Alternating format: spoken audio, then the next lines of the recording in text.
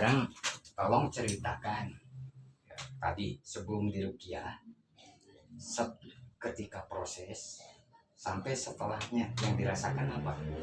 Ya awalnya tuh pas maksudnya apa kakek Bapak.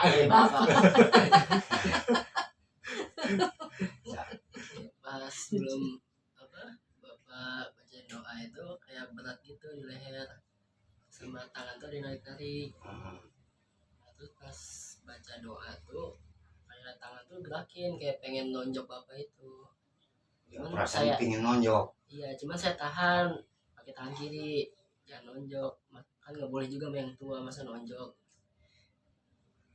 Terus habis itu saya juga di ini kayak di alam baka gitu kayak langitnya putih tapi ada tipinya gitu di dalamnya ada tipi jadi tipinya itu penglihatan saya lagi apa mukul bapak saya terus ya apa ada makhluk juga di samping ibu saya. Ya, ketika dibacakan ayat-ayat Allah itu, Iya.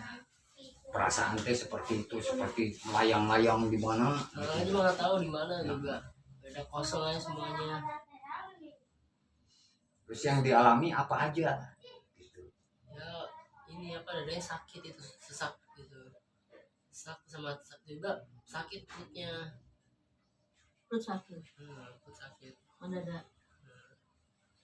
Nah, Makanya kan aku nangis itu emang dadanya udah sesak banget di dalam sana tuh udah kayak nggak ada oksigen banget. ya. Terus selain itu, yang dialami ketika dibacakan tadi itu di kepala, Ya itu saya. yang dirasakan apa? Ya itu saya ini apa dia udah mau ngelepas gitu, mau ngelepas. Makanya saya kan megang tangan bapak tuh. Iya. Itu dia mau ngelepas. Tapi sadar nggak sadar itu ketika Iya sadar nggak sadar. menyalami itu, Iya, kan sih berpegangan jangan tangan timbangan itu. Pak Ustadz tuh, ini. Sadar nggak sadar kan? Iya sadar nggak sadar. Heeh. Ada yang membawa, Hah? ada yang membawa tangannya gerak sendiri. Nah, Ingin. itu emang saya yang pengen megang. Saya kan dia kuat banget ininya nah kayak pengen masuk lagi ke dalam gitu nahan mulu dia. Nah, saya pegang mulu. Jadi biar dia Kita keluar, pertolongan gitu ibaratnya kalau pertolongan. Terus sama mulut saya tuh gak bisa ngomong apa-apa kayak dikunci. Iya. Jadi kecuali dia doang kalau dia bebas ya ngomong apapun. Jadi bilang balikin ke si kakek itu, kamu sadar Dia nggak? nggak kuat. Emang sadar emang aku di dalamnya itu emang dia ini udah ngomong dulu ke aku tolong bilangin. Terus ya udah kan Pingin dipulangkan lagi kemana? ke tempat asalnya. Ke Cikampek. Ya kan Cikampek udah dibangun kan rumahnya jadi kayak susah banget dia hidup di situ. Di rumah kan udah ada rumah. Gak ada sumur lagi atau gudang yang biasa di ini. Sarangnya kali ya Pak ya. Iya. Sarangnya. Ya kaganggu. Terus Yang setelah dipegang kepala, disuruh keluar, yang dirasakan apa? Ya ringan dia keluar itu. Udah perasaan keluar gitu. Ada yang Soalnya keluar kayak dalam ada tubuh. angin keluar gitu, Hmm. ada angin keluar. Jadi yang dirasakan keluar seperti angin keluar dalam tubuh. Iya. Keluarnya seperti apa yang dirasakan? Ya, yang bisa diceritakan lah supaya bisa diterima oleh akal gitu. Angin doang tuh ngelihat bentuk atau gimana? Angin doang. Bukan pindah ke ini ke itu dia bilang. Pindah ke situ kan bilang itu. Kalau itu pas prosesnya itu emang di atas lemari gitu, cuman kayak kepalanya doang, kayak ngambang gitu kepalanya. Tapi setan itu juga apa beda lagi? Itu juga, Itu juga setan. nggak ada lagi, emang satu-satunya itu doang. Laki-laki perempuan setannya. Ya ini yang ketemu di Cikampek aja. Nah, setelah keluar angin, sekarang yang dirasakan gimana? Ya apa sih? Tubuh itu, tubuh kita Paling lemes dong. lemas. Terus adakah bisikan-bisikan yang seperti biasanya? Nggak ada sih. yang sekarang dengan yang tadi yang sebelum Udah ini sekarang udah kayak apa hampa gitu. hampa, udah normal lagi, Iya. seolah-olah normal.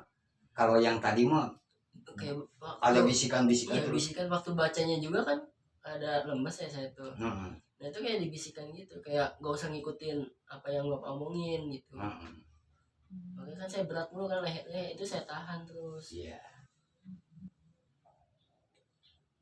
Kalau sekarang mah udah setelahnya keluar angin di dalam tubuh, seolah keluar angin, keluar makhluk itu di dalam diri kita, udah enteng.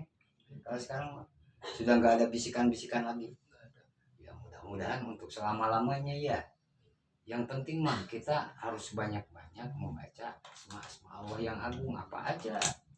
Jangan kosong. sambil kamu nyetir motor ke sambil apa sih pokoknya subhanallah alhamdulillah apa aja tasbih tahlil ini apa Ingat sama ya, Allah. ingat Allah aja pokoknya mah. Iya, Gitu. nggak usah yang panjang-panjang. Iya, subhanallah Allahu akbar gitu Allah aja. aja juga cukup. Allah Allah, Allah Allah. Allah gitu aja. Cukup. Gitu. Yang penting mah itu untuk menutup bisikan-bisikan dari iblis laknatullah alaihi itu, supaya kita nggak terbawa-bawa, kemudian kita nggak seolah-olah dihantui dengan perasaan-perasaan yang nggak baik. Soalnya kejadiannya tuh yang aneh tuh semalam nih. Enggak sih, kayak yang awal kejadian itu yang kata Yang ingat apa? aku ya waktu Hah? puasa. Hah? Terus ketemu di ini yang apa pohon Columbus itu, kolam Pohon benang Columbus. Columbus. Heeh, Kan terus pohonnya itu kan bekas apa sih, dulu tuh bekas pemakaman, cuman nggak ditebang-tebang pohonnya. terus Ya, mungkin dari situ Itu kelihatan makhluknya. emang di atas pohon. Iya. Saya direkam HP juga tiba-tiba kehapus rekaman itu. Oh pernah di Iya pernah divideoin, terus Divideokan. pas dibuka lah kok nggak ada gitu. terus dia itikaf, tapi itikafnya keluyuran, kemudian tengah malam. Gitu. Saya tadi malam juga kan ngebohong, katanya mau les, pergi dari jam 4, ternyata nggak ke tempat les, dia keluyuran bos ini kemana-mana, ke Green Wisata kemana-mana. Nah maghrib itu ke masjid yang dekat rumah, katanya dia ikut pengajian, tapi kenapa habis pengajian dia kenapa nggak pulang ke rumah, tapi keluyuran lagi, katanya ada yang bawa. ada yang bawa lagi gitu. Tempat itu lagi. Yang Makanya kalau di benar- telepon marah lah ayahnya, dipukul lah, baru dia langsung ini bereaksi. Jadi, Itu kejadiannya Sewaktu-waktu teh suka ada yang ngajak ya gitu ke tempat itu Columbus itu. Iya, sama yang TPU yang atas masjid itu. Iya. Yang ini loh yang arah itu les. Iya pemakaman yang mau les kan udah Iya, itu. Kayak nggak apa, ada teman-temannya sih kayak suruh ngajak aku ke sono gitu buat main-main. Kan tapi itu kan itu ayat pemakaman kan. Jadi kamu Tempat pulang lesnya. tiap jangan lewat situ. Tapi terus pilih kan kayak ayaan di dia teh. Ya, lewat kadinya wae. kan pulang sebelumnya maghrib, pulang itu maghrib. Iya, karena sadar nggak sadar ada yang membawa gitu.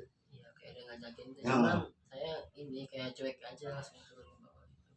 Kayak saya asing-asing dengar bisikan-bisikan yang nggak bener kan dengar Pak Ustadz gitu loh. Nah, yang penting kan gini, nanti ya kuncinya satu, harus banyak-banyak menyebut asma-asma Allah yang agung.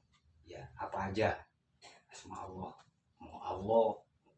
mau subhanallah atau apa. Nah, itu sebagai penjaganya Untuk celah. untuk celah makhluk itu merasuk ke dalam tubuh kita atau mempengaruhi jiwa dan raga kita. Nah, insya Allah nanti setelah ini ruqyah yang terakhir ya, untuk menyempurnakan, mudah-mudahan dengan cara ini dengan izin dan ridho Allah nanti keluar secara permanen. Jadi nggak ada bisikan lagi. Kemudian ketika kita biasanya suka melihat sesuatu yang aneh-aneh, kita tutup Auranya ditutup itu. ya, supaya nggak melihat, kemudian nggak mendengar bisikan-bisikan itu lagi ya, kita berdoa sama-sama. Cicak ada. Yang sepatu cicak yang mana cicak? Bisa kan? sholat cicak kan ngomong jangan sholat terus coba dari malam dengan kos gitu. Ya karena itu satu yang tadi Ya. ada amalan yang salah. Amalan itu kan bisa berbentuk bacaan, bisa karena meyakini gitu, meyakini sesuatu yang tadi, sesuatu yang ya sampai dipercayai maka akan kejadian. Cuek makanya udah tutup pakai sama Allah gitu ya. Nah, dengan menyebut asma-asma Allah yang agung itu akan tertutup semuanya.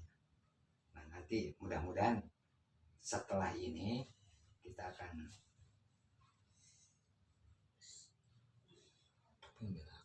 nggak benar kayak mulusnya. yang jelas nanti setelah Ini ini deh. akan dibacakan khusus untuk dikeluarkan gitu ya. Mudah-mudahan dengan izin dan ridho Allah secara permanen itu keluar. Nggak apa-apa, sebelum makan.